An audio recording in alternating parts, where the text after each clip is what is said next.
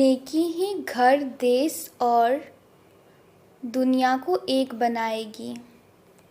मुझे हमेशा लगता है कि जब हम अपने जीवन में किसी को कुछ दे पाते हैं तो वह हमें सबसे बड़ी उपलब्धि होती है।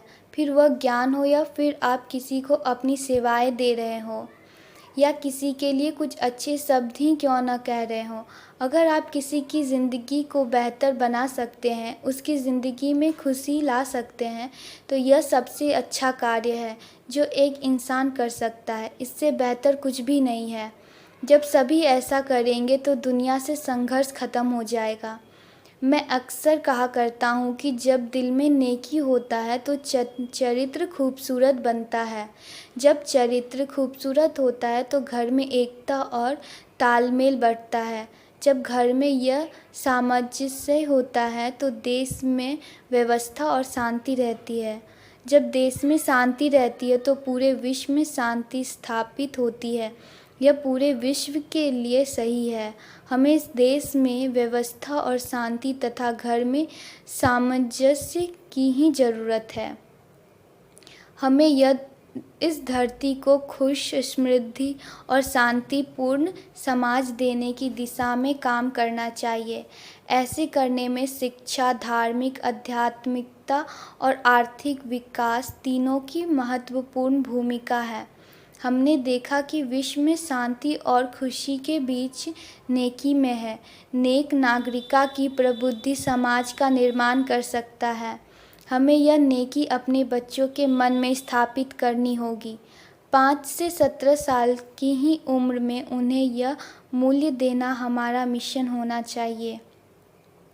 इससे मुझे एक ग्रीक कहावत याद आती है, मुझे 7 साल के लिए एक बच्चा दे, उसके बाद उस बच्चे को ईश्वर को दे दे या शैतान को, वे इस बच्चे को बदल नहीं पाएंगे। यह शिक्षक और बच्चे के मन दोनों को शक्ति बताता है। मुझे याद है जब मैं सेंट जोसेफ कॉलेज तिरुचिरापल्ली में पढ़ा था, तब वहाँ मेरे शिक्षक रे फादर रेक्टर कलाथिल हम हर सोमवार एक विशेष कक्षा लेते थे। इस कक्षा में वे हमें अच्छे इंसानों के वर्तमान और अतीत के बारे में बताते थे। साथ ही बताते थे कि एक अच्छा इंसान कैसा बना जाए। वे हमें बुद्ध, ब्राह्मण, लेकिन आत्मा, गांधी, आइंस्टीन आदि के बारे में और हमारी विरासत के बारे में बताया करते थे। वे बताते थे कि महान शख्सियतें अच्छा इंसान कैसे बने। भले ही वे लेक्चर मुझे 1950 के दशक में दिए गए थे, लेकिन वह मुझे आज भी प्रेरित करते हैं। ऐसे ही प्रेरणा हमें अपने बच्चों को देने की ज़रूरत है ताकि वह नेकी के मार्ग पर चले। दूसरी बात धार्मिक आध्यात्मिकता की थी। हर धर्म को सिद्धांत जरूर अलग अलग है, लेकिन सभी के आध्यात्मिक मूल्य में एक चीज़ सामान्य है। सभी में ऐसे इंसानी मूल्य सिखाए जाते हैं जिनके जरिए बेहतर जीवन और समाज का कल्याण प्रोत्साहित हो सके। मुझे लगता है कि सभी धर्मों के आध्यात्मिक त्वच और उन्हें वापस में जोड़ कर सकते हैं, जिससे वे मिलकर मानवता के हित के लिए काम कर सकते हैं।